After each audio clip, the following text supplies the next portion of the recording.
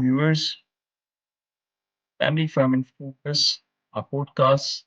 We are here with another guest who is coming from very rich background of family business. She is from a third generation family business. She is an expert, especially focusing on multi-generational wealth transition.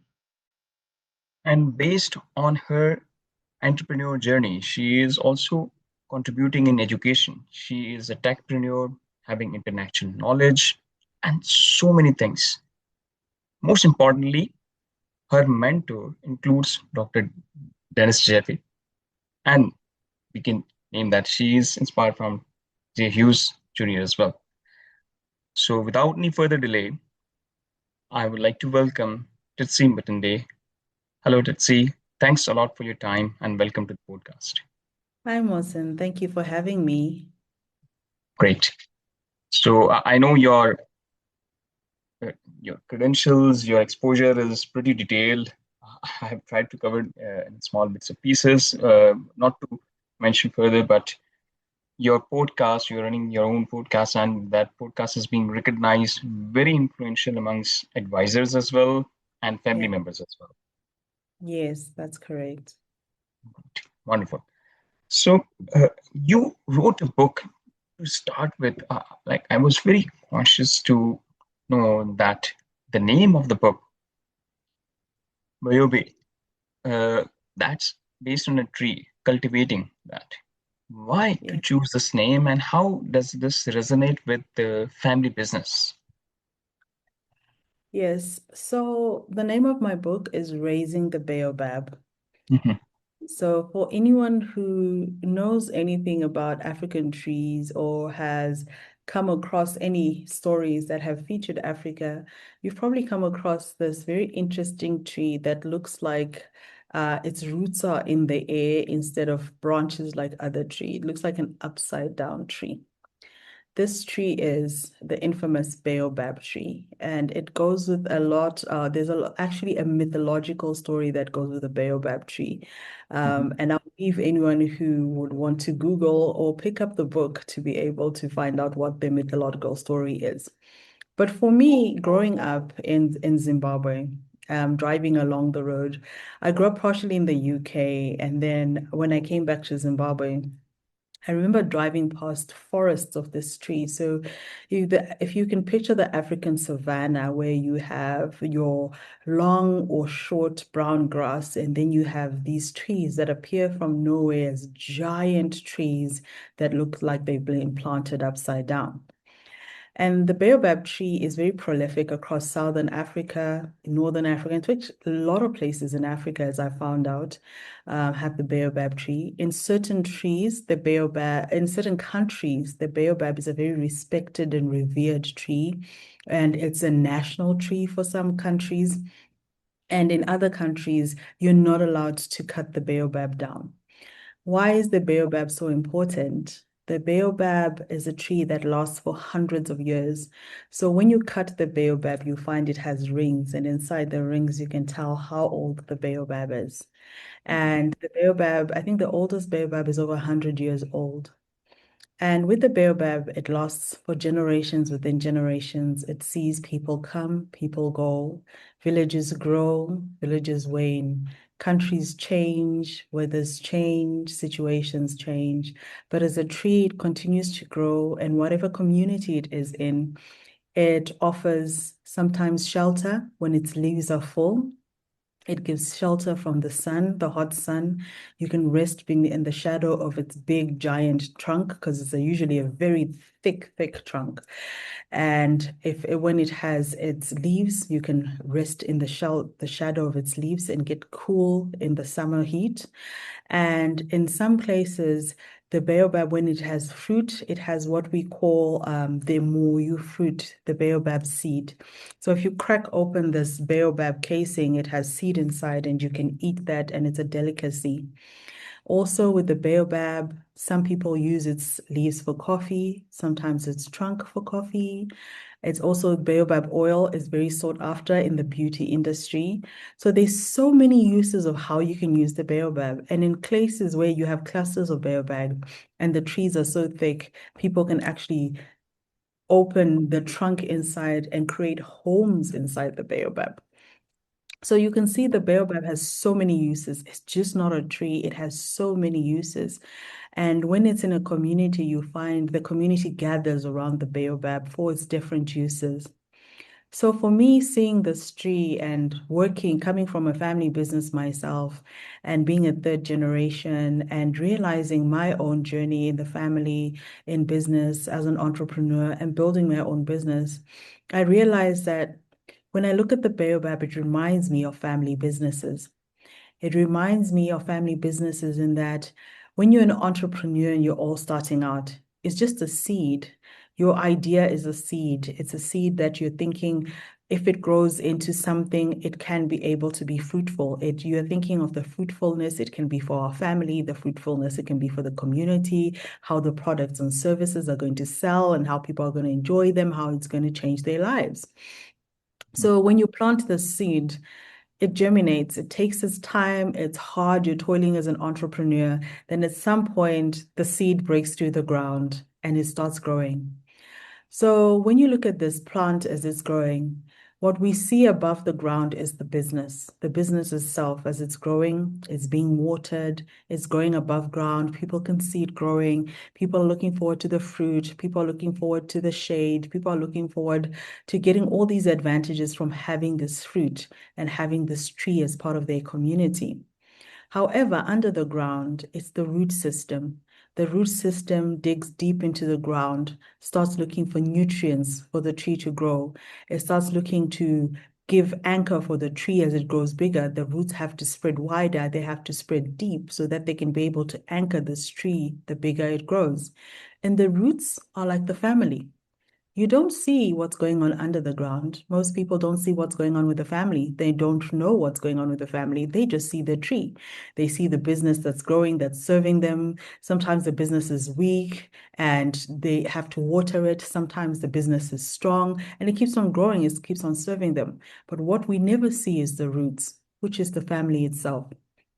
And when the family is working together and collaborating, the roots don't go for the bad areas. They go for the good areas. They go for the nutrients. They go for the support system. They anchor strong. They anchor hard. They work together. They collaborate to feed this vast tree. And as long as the roots are working, it means that the tree will continue to grow. As long as the roots are storing food, looking for food, sifting through the nutrients, finding the right ones, the tree will continue to grow. And as long as the community is also supporting the tree, anchoring the tree, providing the support it needs by watering the tree. So that means all the people who buy from the business, all the people that come and work for the business, all the people who come in and support the roots as they're growing the tree. And we all know that a well-kept tree lasts for a very long time, regardless of the weather that it faces, regardless of the challenges that may come and go. There will be strong winds that try to push over the tree, but the roots hold strong. Sometimes it'll be too hot and the people don't know what to do. It's hot. They are struggling. The tree offers them food, it offers them shelter, it offers them strength. So it's a symbiotic relationship between the roots and the community, the people around the business, and the family that anchors the business. So when you're raising the baobab, you want to raise a multi-generational family. You want to raise a family that lasts for hundreds and hundreds of years, that sees different communities and anchors them as they grow, as they adjust. The tree remains strong. The tree remains something that they need. It evolves as it grows from knowing that the tree is shelter to then knowing we can get food from the tree, from knowing that the tree can give us nutrients, to knowing that we can actually find shelter within the trunk of the tree. So all these things reminded me of the baobab. And so when I wrote the book, I wanted something that where people can come together and remember that the families are the roots, whether you're an advisor that is supporting a family or you're the family itself and you're looking to steady your roots. It becomes a manual that helps you to navigate raising your baobab, being the strong roots. And if you're an advisor who's supporting the family, it helps you navigate how to support the family because it supports the trunk of the tree, the growth of the tree, the watering of the tree. So it's a book that really resonates in that we brought together 40 advisors from a global database of advisors that are phenomenal in the work that they do.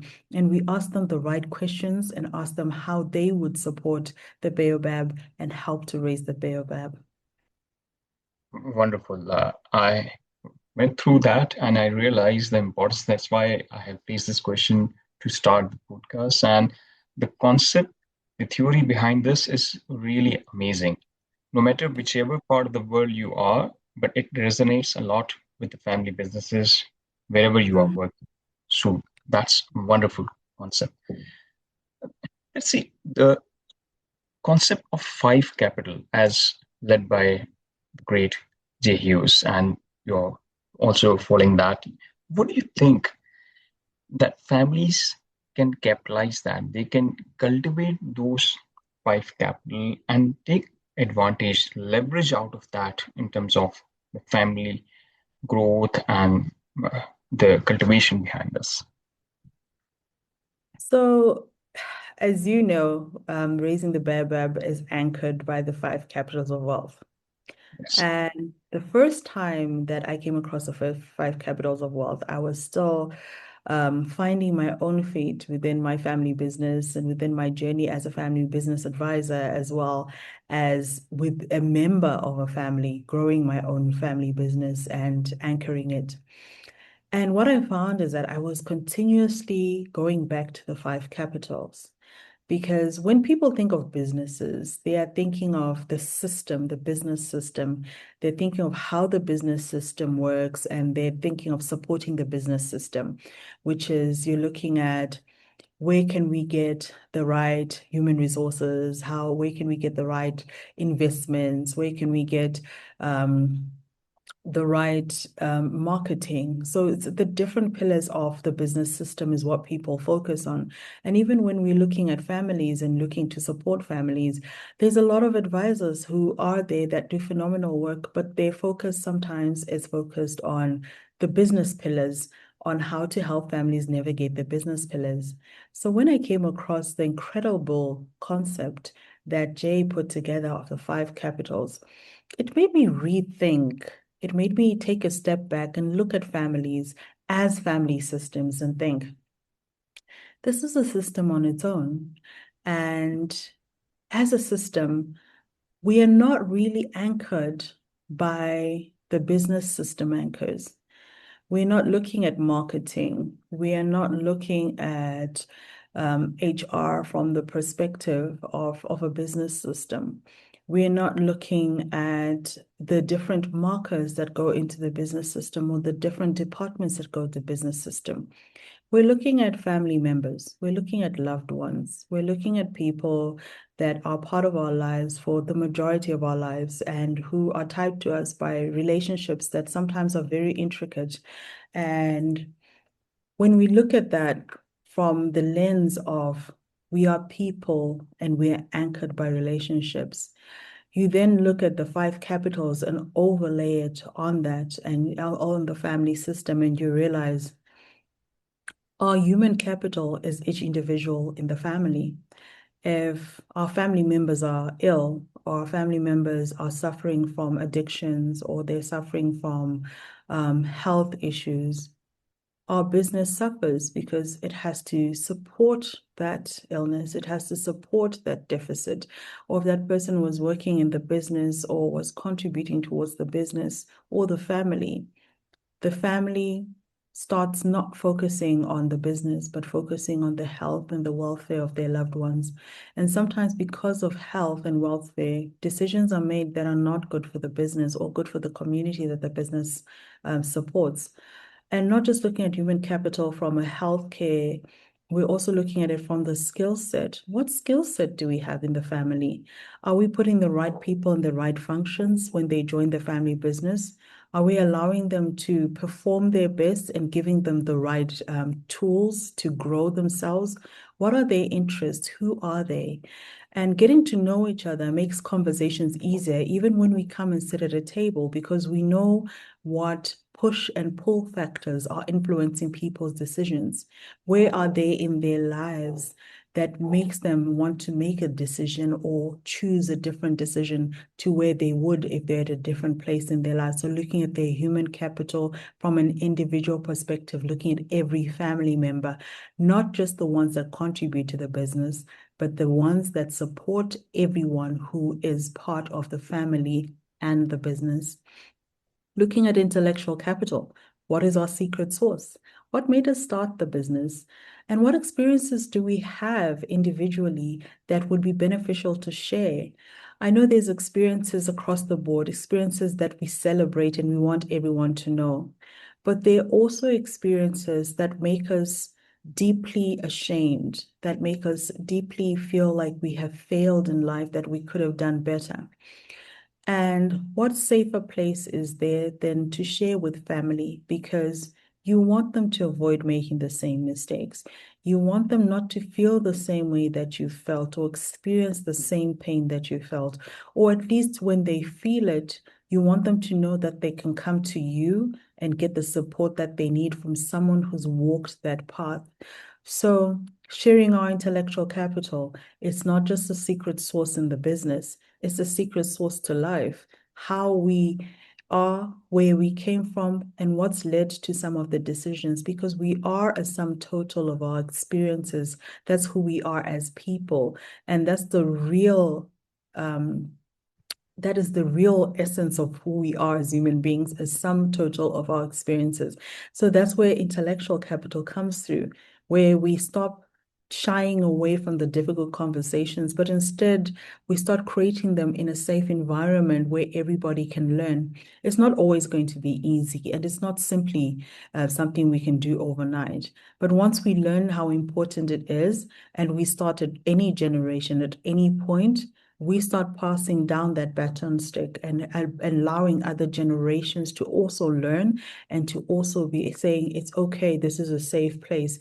Whether I feel ashamed, whether I've made a mistake, this is for the greater good of the growth of everybody when I share. And then you have your social capital. What do people say when we're not in the room?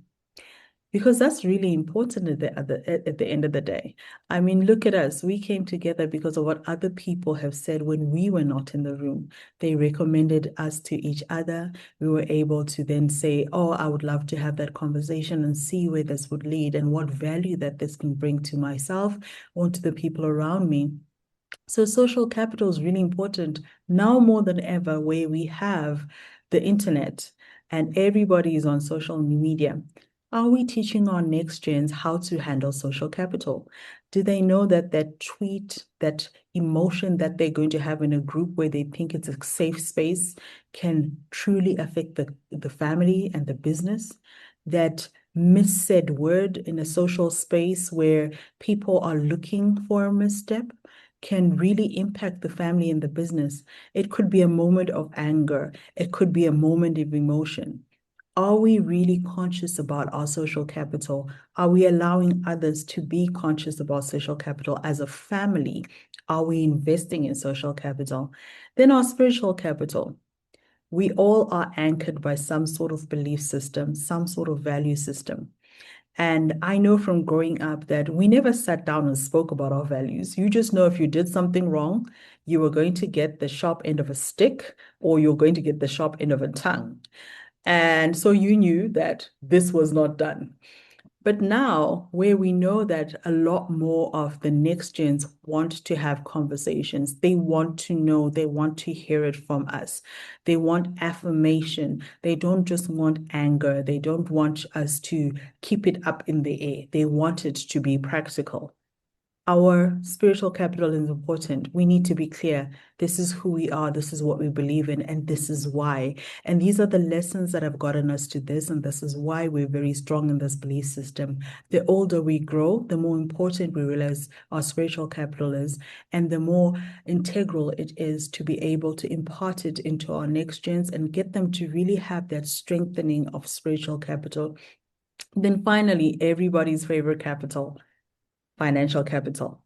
Everybody wants to make money. Everybody wants financial stability. We started the business because we wanted financial stability. As much as we wanted to provide a great service and a great product, we wanted financial stability. We gave up jobs, we gave up other opportunities.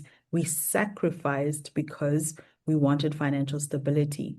When all the other capitals align, when we know who our strength is, where our weaknesses are, we know the story, our history, our secret source. We know what people are saying about us, where we get our support, where our networks are. And we know what we believe in and how we can avoid getting into spaces where our values are not respected or are not supported. We start aligning with those people that grow not only our business, but our investments and ourselves, and our financial capital naturally grows. And all this formula doesn't come from outside the family. Every single capital comes from within the family. And it's just a matter of alignment. How can we consciously align our capitals? How can we consciously identify our strengths in the capitals, our weaknesses, and how can we move forward as a collaborators, not competitors, not with anger, but in realization that when we move together and we realize where our strengths are, we can go a lot further. Wow, what a detailed and wonderful explanation. And uh, I really acknowledge this that conclusively when you mentioned that it comes within the family. And Yes. that's how we create the bond. We look for capital, we'll find within the family. We look for the legacy, the spirituality, we'll find it from within the family. Human capital is within the family. So every single element is within the family. It's just how we align and Mhm. capitalize that so that we could grow. And you are right. We have forgiven a job or opportunity cost. Why? Because we need consistency, we need financial strength, we need long-term development within the family. So why not to capitalize these parts? That's the beauty of these five capital.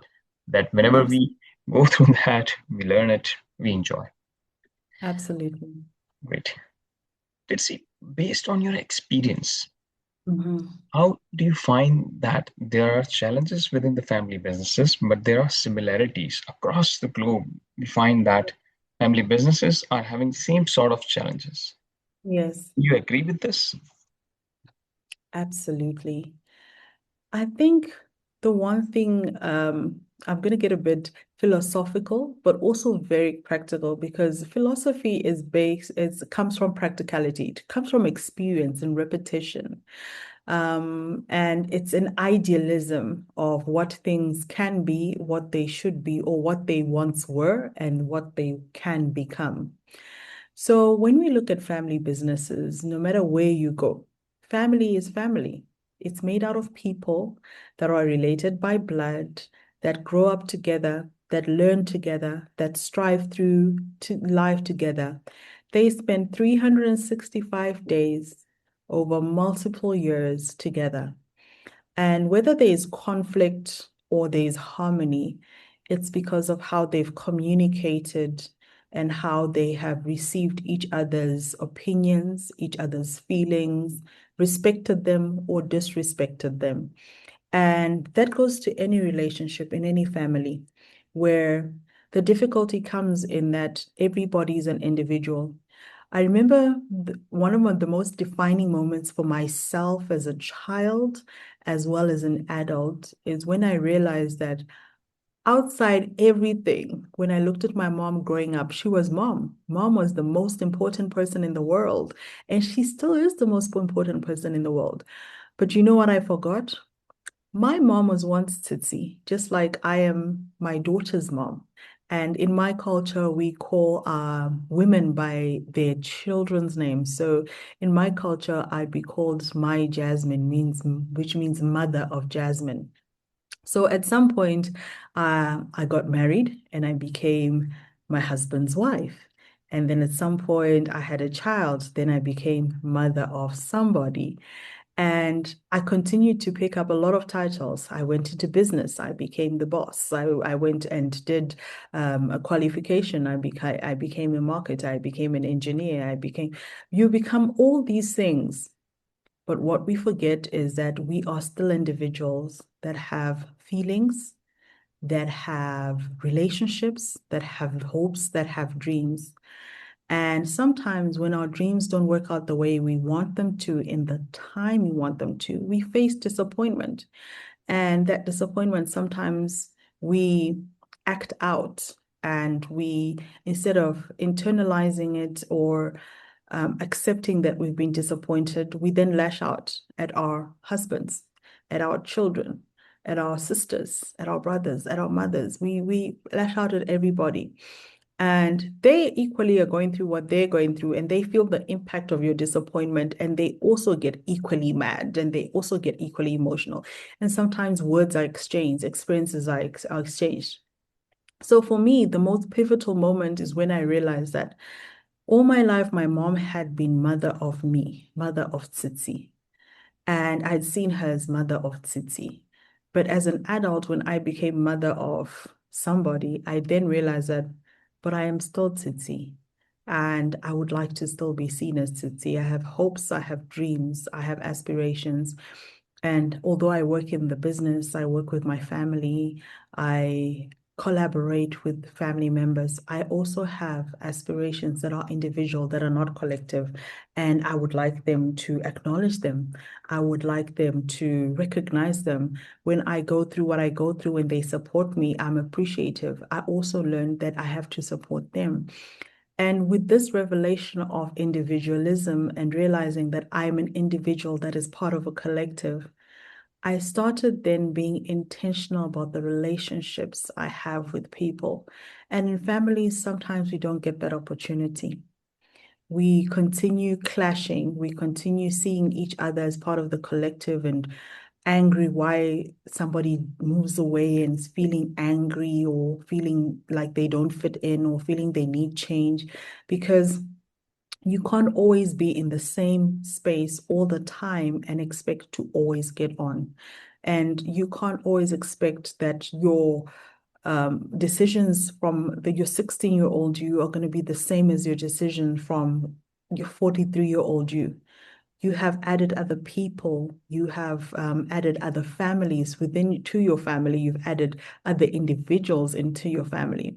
So to answer your questions, why families seem to have universal problems or universal concerns, it's because we are all human. We are all individuals that are part of a collective. And the sooner we realize that we are individuals that are part of a collective and that we can support each other without completely losing ourselves, and also to see the next person as an individual and be able to support them and be also be able to contribute towards their journey, it will make it much, much easier. But a family is a family. No matter where you go in the world, it's still family. Our cultures might be different, our languages might be different, our geographical location might be different, but our roles within the families are always pretty much the same. You're a sister, you're a mother, you're an aunt, you're an uncle, you're a father, you're a brother, and you're dealing with different people with different emotions, different aspirations, different talents, and recognizing things like human capital, exploring what that means for individuals in the family and how they then fit in the family and the business system makes it so much easier. And exploring things like what intellectual capital experience does everyone bring, because not everyone's story is the same. I'm pretty sure that if Bill Gates had a child before Microsoft, the child he had after Microsoft experienced a totally different Bill Gates. Yes. Yeah, what a wonderful example. And uh, you have given the whole background. That's wonderful. And this leads to another question, which is going to be your last question. Sure. Being an advisor, you must have experienced dealing with families from different countries. Yes. So, would you advise families across the globe that they can opt advisors from different part of the world? It's not just that they should look for their own country, their own culture, their own cities or locations. There are advisors across the globe which have their own specialty and they can also help all these family businesses. What do you think about this? I believe that when it comes to advisors, find someone who has resonance with you and your family. Where they come from doesn't really matter as much as who they are and how much they understand your family and can support your family. It's not a case of geolocal or cultural background. Sometimes it might be an advantage to have someone from the same culture and background. Sometimes it might be an advantage to have someone from a completely different culture and background because they are an outsider looking in, but who can come in and understand the dynamics because they're not caught up in the conversation the way somebody who has the same culture and belief system may have. It depends on what you want to achieve as a family. What type of advisor do you want to support you? What's really important is resonance. Does your advisor resonate with you, where you are, where you want to go, and how you need to go there? You need to spend some time also vetting your advisor. I think also as an advisor, I know that I spend time vetting my client. It's not just about, oh, how much is the service? It's understanding what is the service that you provide and what type of support will you be able to give my family? It's like going to any consultant. If you go into the medical field, when you start out, sometimes you need a GP, somebody who has broad spectrum experience on everything and who can advise you and say, oh, you know what, you have a common cold and you need to take an aspirin and take some cough medicine, you'll be fine. But sometimes you realize, oh, I need a chiropractor, or I need a cardiologist or a neurologist. Explore your options. Not all advisors are the same. Different advisors bring different strengths. What are you looking for? What are the strengths that you're looking for in your advisor? What are the expertise you need from an advisor? Do you need someone who can come in and analyze and give you a prescription like a doctor? Do you need someone who will come in as a coach, who will come and support you and walk you through a process you're going through and help you navigate that? Do you need someone who comes in as a cheerleader, who's just there to cheer you on, but not really give you any solutions, but then guide you in the right direction in terms of what that solution can look like and how best you can do it, and then is there to cheer you on as you navigate the solution. Understand what it is that you're looking for. Don't look at geolocal, don't look at background, look at experience, look at resonance, look at when you sit down with this advisor, do you feel safe? Do you feel like they're knowledgeable? Do you feel that they can give you the value that your family needs at that point in time? Working in the family business space, you always need to remember that where you are at this point is not necessarily where you're going to be in a year's time. Sometimes you need an advisor who gets you through the period you're going through and has the experience and the knowledge of how to get you through that period. And sometimes you need a separate advisor who's going to get you through the marathon, who's going to run with you over a long period of time and give you the support you need. Because an advisor is like your medical profession or your priest sometimes, where when you go to them and they know the intimate pieces of your family, they know how, who does what, when, and why, and where. And our job is to make sure that once we know your family, we've gained your trust, we're there to help you to support your business, support the family itself, send you to the right professionals. No advisor is one size fits all. We're not going to be helping your family business, advising your family business, and then turn around, be psychologists or psychiatrists or medical professions. Sometimes we'll realize that you need other professionals and we will recommend professionals or we will work with the professionals that you have. Because at the end of the day, as family business advisors, our passion is to see multi-generational families. We do the work we do because we have had experience.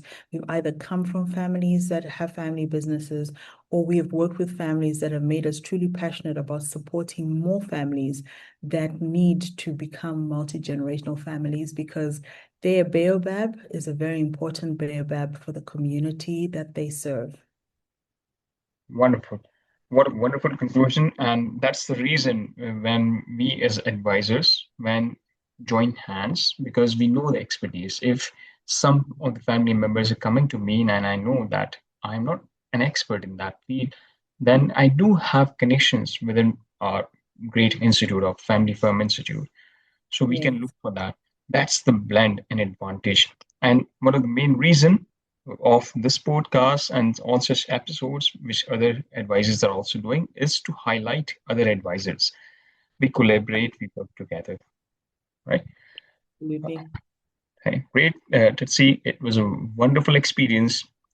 Thank It's you. not just that I'm a host, that's why I'm saying, but the way you have explained every single part of the question, it's really good learning, not just for me, and I'm Thank hoping you. that our listeners, our viewers will also be learning a lot from you. And in order to approach you, your website is there, the book is available, the work which you are doing is available. Yes. Yes, Yes, absolutely. I am on Naka Legacy, NHAKA legacy.com or tsitsimutendi.com. And you can also follow my podcast, Enterprising Families, or look for my book on Amazon. It's called Raising the Baobab. wonderful. Thanks again. And viewers and listeners, thanks for subscribing the channel. We are getting good comments and reviews from all of you. And this encourages myself as well as the team who's working around this. So, till this episode and upcoming one, take care, have a good day, and have a good year because we are getting to enter into the new year as well. Take care of Yes. yourself. Blessed year. Stay blessed. Let's see as well. And Thank bye for now. you. Thank you, Mohsen.